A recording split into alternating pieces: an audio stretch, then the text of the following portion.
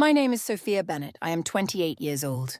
You ever have one of those moments where someone you trusted completely leans in with this warm, fatherly smile and drops a demand that makes your stomach twist because you suddenly see the whole relationship for the lie? It was. That's exactly how my nightmare with my boss started right there in one of the glass-walled conference rooms overlooking the Destin Harbour luxury professional villas. The water sparkled like it was mocking me, all calm and pretty, while my career and my sense of self were about to get torched. If you're watching this and you've ever been played by someone who called you family at work while stabbing you in the back, hit that like button and tell me in the comments where you're tuning in from. I need to know I'm not the only one who's been gaslit into thinking loyalty was a two-way street. Because let me tell you, I spent 2 years at Harbour Vista Capital thinking I had finally found a place where my skills mattered. I'm a financial compliance analyst, good with numbers, better at spotting when they don't add up. My boss, Garrett Langford, had been the one who hired me straight out of grad school. He took me under his wing, gave me the big projects, the late-night strategy sessions, the glowing performance reviews that came with promises of a fat promotion and a share of the division's success. Sophia, you're the future of this firm, he'd say, clapping me on the shoulder like we were in it together. False loyalty control, pure and simple. I ate it up because I was ambitious and honestly a little lonely after moving down to Florida for the job. I wanted to believe someone finally saw my potential. That morning, the harbour breeze was carrying the faint salt smell through the open sliders of the executive villa. We were at the quarterly leadership retreat, fancy catered breakfast PowerPoints projected on the wall of teak and glass, the whole 9 yards. I had just finished my deep dive review of the latest tax filings for the Southeast Division when my boss pulled me aside into the private sunroom off the main conference space. He closed the door, poured me a coffee from the silver carafe and gave me that smile again. The one that used to make me feel valued. Sophia, I need you to do something for the team. He started voice low and confidential like we were co-conspirators. There's a small tax return discrepancy in the Q reports. Nothing that can't be smoothed over. A few line items that got flagged internally. But if we just sign off clean, the investors stay happy. The funding round closes next week. And that promotion I've been pushing for you, it's yours. Big bonus corner office, right here overlooking the harbour. You've earned it. My stomach dropped. I knew exactly which discrepancy he meant. Hundreds of thousands of dollars in misreported income expenses padded to inflate the division's reported profits, the kind of thing that made the entire firm's fortune look a lot shinier than it actually was. I had the spreadsheets open on my laptop back at my desk, clean, undeniable numbers. This wasn't a rounding error. This was the kind of thing that could trigger an audit if it ever saw the light of day. I forced a laugh, trying to keep my voice light even though my pulse was hammering. My boss, that's not a small discrepancy. Those numbers don't reconcile with the bank records. If I sign off on that, I'm basically putting my name on falsified returns. We're talking real tax issues here. He leaned back in the leather chair, still smiling, but the warmth had vanished. Come on, Sophia. Don't be naive. Every firm has to get creative sometimes. This is how we protect the team. You've been part of this family for 2 years now. You know how hard we've worked to build this. One signature and you're in. Refuse and, well, let's just say the higher-ups start questioning your team spirit. The sarcastic part of me that I usually kept locked down wanted to laugh in his face. But the vulnerable part, the one that had stayed late so many nights that had believed his praise, was cracking. I felt stupid, exposed, like I'd been played by the one person I thought had my back. I told him I needed to think about it and left the sunroom on shaky legs. The retreat was still going on outside, colleagues laughing over mimosas, the harbour sparkling like nothing was wrong. I headed straight to HR, figuring the company's own policies would protect me. That's where I ran into the HR manager, Monica Reyes. She was always polished, always quick with the corporate speak about open-door policies and psychological safety. I spilled everything in her office down the hall, voice low so no one passing by could hear. Monica, my boss, just asked me to ignore a major tax return discrepancy. This isn't minor, it's systemic. The division's reported profits are inflated. If I sign off, I'm complicit. She listened, nodding sympathetically, then leaned forward with this concerned little frown. Sophia, I hear you. But my boss is under a lot of pressure from the board. These things happen in fast-growing firms. Maybe you're misinterpreting the request. You don't want to burn bridges over a misunderstanding, do you? Especially with that promotion on the table. Let's keep this between us for now. I'll talk to him and smooth things over. Smooth things over? Right. Her tone was all concern, but her eyes were calculating. I left her office feeling even worse, like the ground was shifting under me. Back at my temporary desk in the villa's open workspace, I pulled up the files again. The discrepancy was glaring. Hidden offshore transfers, inflated asset valuations, the works. The entire fortune the firm was parading in front of investors was built on smoke. I sat there staring at the numbers, sarcasm bubbling up like acid in my throat. Great. I've been busting my ass for a house of cards. That's when Lucas Ramirez, one of the senior analysts, who'd always had my back on tough projects, slid into the chair across from me. He was the guy who stayed late too, the one who'd joke about corporate nonsense over bad coffee. You look like you just got hit by a truck. Everything okay? I hesitated, then gave him the condensed version. He listened without interrupting, then nodded slowly. That tracks with some things I've seen. Listen, don't do anything rash. I've got your back on this. His support felt like the only solid thing in the room. I spent the rest of the afternoon pretending to work while my mind raced. By the time the sun dipped low over the harbour, turning the water gold, I had made up my mind. I wasn't signing anything, but I needed proof, real, undeniable proof, before I blew the whistle. That night, after the retreat wrapped up, I drove back to my apartment overlooking the Destin Harbour Mind, still spinning from my boss's slick little demand and the HR manager's polished non-answer. The water glittered under the dock lights like it was laughing at me, all serene, while my stomach churned with that bitter mix of anger and disappointment I couldn't quite shake. I poured myself a glass of wine, sat at the kitchen island with my laptop, and started digging deeper into those tax return discrepancies, because no way was I letting false loyalty control keep me up at night without proof. The more I cross-referenced the bank statements, the offshore wires, and the inflated asset valuations, the clearer it became the entire fortune the firm paraded around the sleek waterfront villas. The fat bonuses, the investor pitches about record growth, was built on smoke and mirrors. Hundreds of thousands, maybe millions misreported to make the numbers shine. It wasn't one bad quarter. It was systemic. My boss had been cooking the books for years, and I'd been the naive analyst who'd helped polish the presentation slides without seeing the rot underneath. By morning I was exhausted, but steadier, the sarcasm in my head sharpening into something useful. I walked into the open plan workspace with my head high, determined to play it cool until I had everything documented airtight. That's when Lucas caught me by the espresso machine, his usual easy grin replaced by a serious look that actually matched the weight of what I'd told him yesterday. "Listen, Sophia," he said quietly, glancing around to make sure no one was within earshot. "I didn't want to drop this on you at the retreat, but I've been quietly pulling together some of the same numbers. That tax return discrepancy. It's not just my boss playing loose with the books. The whole division's reported success is fake, every last quarter of it. I've got backups of the original filings before they got adjusted. We can take this higher if you're ready." His words hit like a lifeline, and for a second the vulnerability cracked through my bitter armor.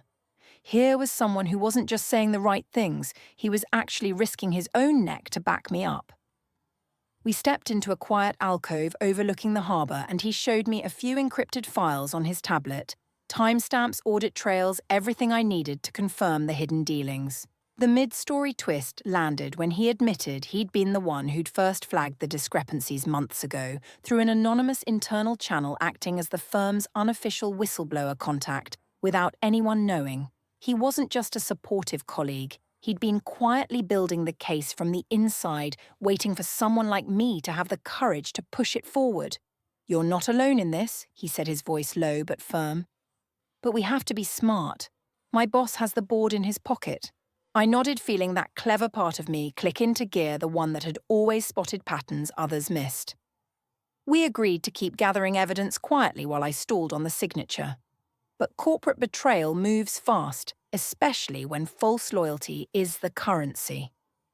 By mid-morning, the HR manager summoned me to a private meeting room in one of the waterfront villas, the kind with floor-to-ceiling glass and views that screamed success.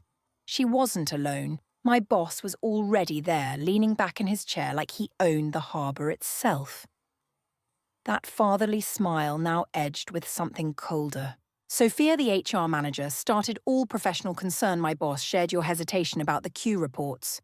We appreciate your thoroughness, but the firm has to move as a team here. These discrepancies are internal matters easily corrected. Signing off keeps everyone protected, including you. Refusing could look like you're not committed to the company's future. My boss jumped in smoothly, voice dripping with that false loyalty I'd once fallen for. Come on, Sophia.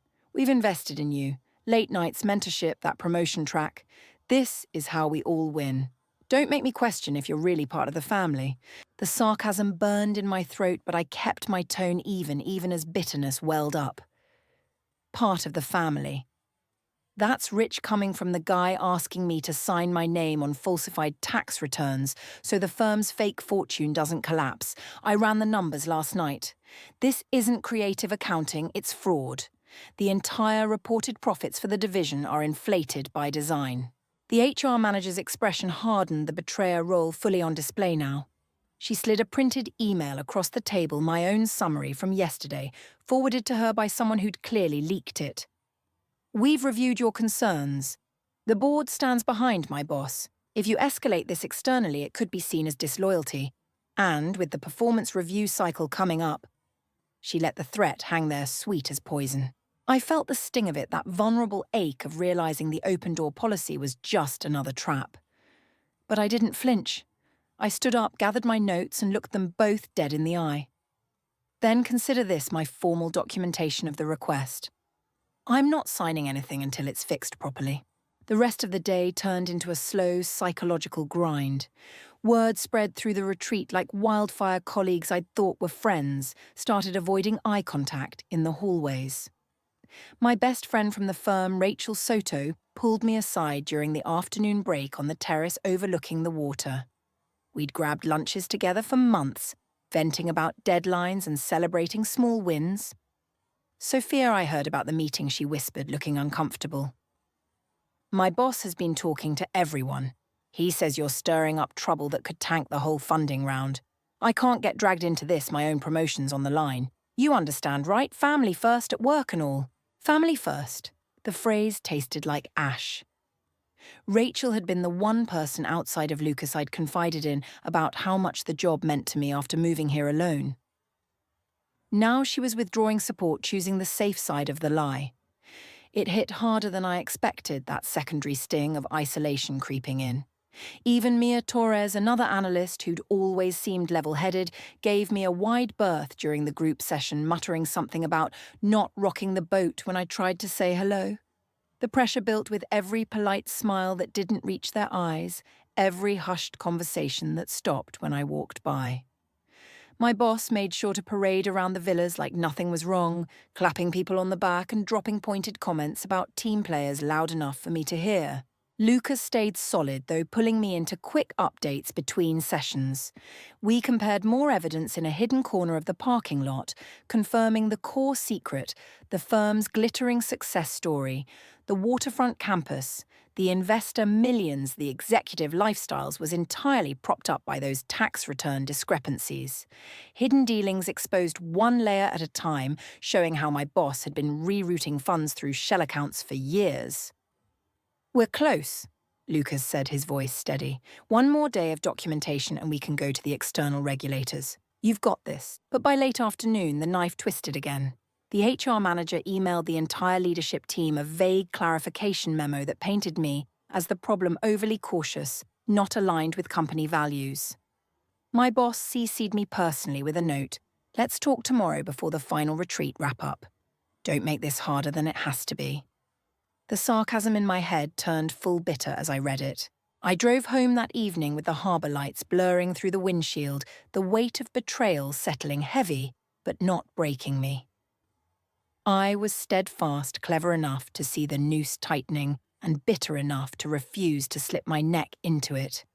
Justice felt close, swift even.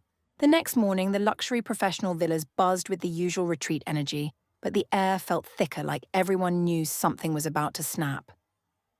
I walked into the main sunlit conference room overlooking the Destin Harbour, with my laptop bag slung over my shoulder and a USB drive burning a hole in my pocket. My boss stood at the front like he owned the place, flanked by the HR manager and Derek Hayes, the CFO, who always nodded along to whatever my boss said. The whole leadership team was there, Rachel Soto and Mia Torres sitting in the back row avoiding my eyes, a few other analysts shifting uncomfortably in their seats. Lucas gave me a subtle nod from across the room, his presence the only steady thing in the chaos. My boss cleared his throat and launched straight into it, voice all warm and fatherly again for the crowd. Team, we're wrapping up this retreat on a high note. Before we do, I want to address a small internal matter. Sophia, I know you've had some concerns about the Q reports. We all appreciate your diligence, but the board has reviewed everything. It's time to sign off and move forward as a family. What do you say? The room went quiet. I felt every eye on me, the secondary sting of colleagues pulling away like Rachel and Mia, who suddenly found their coffee cups fascinating. The HR manager smiled, that polished betrayer smile, nodding encouragingly as if she hadn't already leaked my concerns to half the firm. Sarcasm rose sharp and bitter in my throat, but I kept my voice even vulnerable yet strong. A family, my boss. That's cute. Because families don't usually ask you to sign your name on hundreds of thousands of dollars in tax return discrepancies just to keep the fake fortune looking pretty for investors. I stood up, plugged in my laptop, and pulled up the slides Lucas and I had prepped in secret. The numbers hit the projector screen like a slap original filings versus the adjusted ones, offshore wires inflated valuations. Gasps rippled through the room. This isn't creative accounting. This is the entire division's reported success built on smoke. The waterfront villas, the bonuses, the investor pitches, none of it adds up unless you ignore the discrepancies. And I'm not ignoring them anymore. My boss's face tightened, that false loyalty mask cracking. Sophia, this is not the time or place. Oh, it's exactly the time, I cut in tone laced with bitter edge. You demanded I choose the team over the truth yesterday. The HR manager here told me to keep it quiet and think about my promotion. But the truth doesn't care about promotions or team spirit. It's right here in black and white. The HR manager jumped in, voice rising with that HR speak panic. These are internal matters. We can handle this privately. Sophia, you're making this bigger than it needs to be. Derek Hayes, the CFO, shifted in his seat like he wanted to melt into the floor, muttering something about reconciliations that fooled exactly no one. That's when the unexpected ally twist landed swift and clean. Lucas stood up from the back, calm as ever. Actually, it's already bigger than any of you realize. He nodded toward the door. In walked Ethan Brooks, the external mentor I'd only met once in passing during an earlier compliance audit. Turns out he wasn't just some consultant. He'd been quietly working with regulators for months on tips about suspicious filings across firms like ours. I've been reviewing the same discrepancies Sophia flagged. What you're looking at is evidence of systemic misreporting. The IRS and SEC have been notified. Justice comes swift when hidden dealings like this get exposed. The room erupted. Rachel and Mia exchanged wide-eyed looks, their support fully withdrawn now that the ship was clearly sinking. My boss tried to laugh it off, but his voice cracked. This is ridiculous. We're a family here, family. I shot back, sarcasm dripping. You mean the kind where you gaslight your best analyst into covering for fraud while the whole fortune crumbles? No thanks. I'm done playing along. The fallout hit fast. By the end of that meeting, board members on the video call were already demanding answers. Ethan confirmed the regulators were moving in tax return discrepancies like these triggered immediate audits, and the firm's glittering success story was about to unravel publicly. My boss and the HR manager were escorted out for emergency discussions, their faces pale as the reality sank in. Derek tried one last cover-up attempt in the hallway afterward, pulling me aside with a desperate whisper about protecting the team, but I just looked at him and said, The team you're protecting doesn't include me anymore. I spent the rest of the day packing up my desk in the villa workspace while whispers followed me everywhere. Rachel texted me later that afternoon, something vague about hoping I understood, but I didn't reply. Mia and a couple others who'd pulled away sent half-hearted apologies that felt more like damage control than real regret. The secondary conflict of friends withdrawing support had played out exactly as expected until the truth forced them to face their own choices. It hurt in a quiet, bitter way, but it also clarified everything. False loyalty control only works when you let it. That evening, I sat on my balcony overlooking the harbour, the same water that had mocked me days earlier now reflecting the lights of a city that suddenly felt lighter. The emotional breakdown came in private tears I'd held back for 2 years, finally spilling as I let myself feel the full weight of how deeply I'd been played. I'd poured my ambition, my late nights, my trust, into a place that saw me as disposable the second I refused to lie. But the breakdown didn't last. It burned itself out, leaving behind something cleaner, deep, silent confidence. I was steadfast. I was clever. And I was finally detached. 2 weeks later, the karma landed exactly as it should.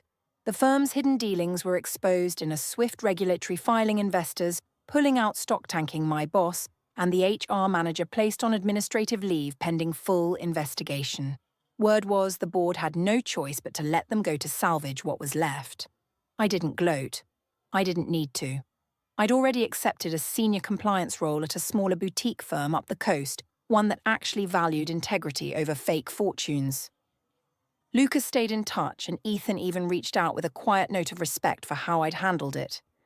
The last connection to that toxic workplace family was cut when I turned in my resignation without a backward glance. Standing on my new balcony a month later, the harbour a distant memory, I finally understood the lesson I'd learned the hard way. Detachment creates freedom. You can't own your story when you're busy rewriting it to fit someone else's lies.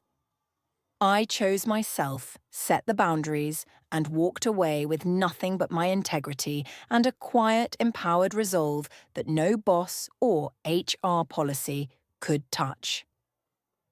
Thank you for listening to my story. Tell me in the comments, what was your limit with a toxic boss who demanded you choose false loyalty over the truth? Where did you finally draw the line?